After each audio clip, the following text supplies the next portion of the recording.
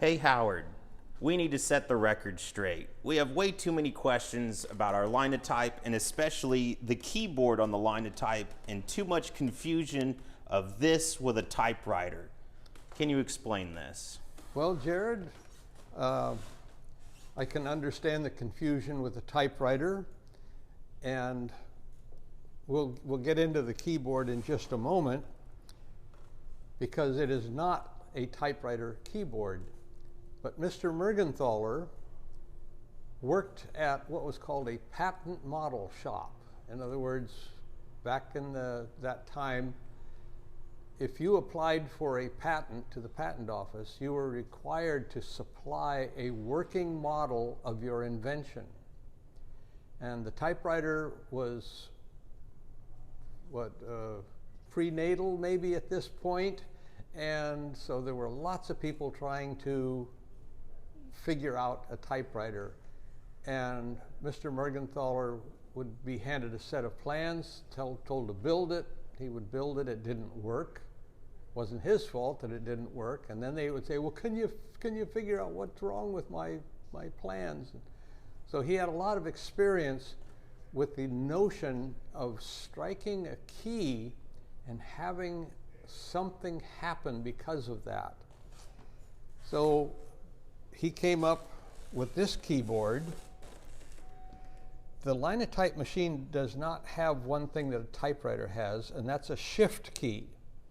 So you need a couple of sets of keys. Like all these gray keys, light gray, are what's called the lowercase keys. These white keys over here have all the uppercase capital letters. In the middle, you have a mixture of the darker gray that have the figures, that's numbers to a printer. It also has small cap, which if you're doing book work, you need the small cap. And then it has different space materials in there also, beside this lever, which drops a space band, which creates the space between the words. Most people that could operate a Linotype were very poor at a typewriter and vice versa.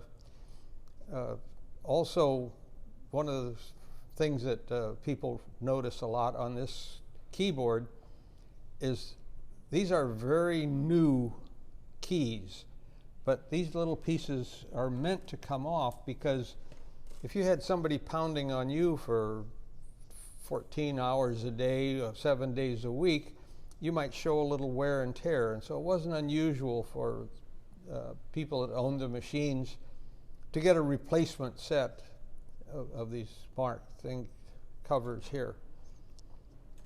So I hope that gives you a little bit of information about, no, this is not a typewriter. It's not a typewriter keyboard. And the next big question we usually get is, what does it print? And it doesn't print anything. And we'll get into that on another one of these.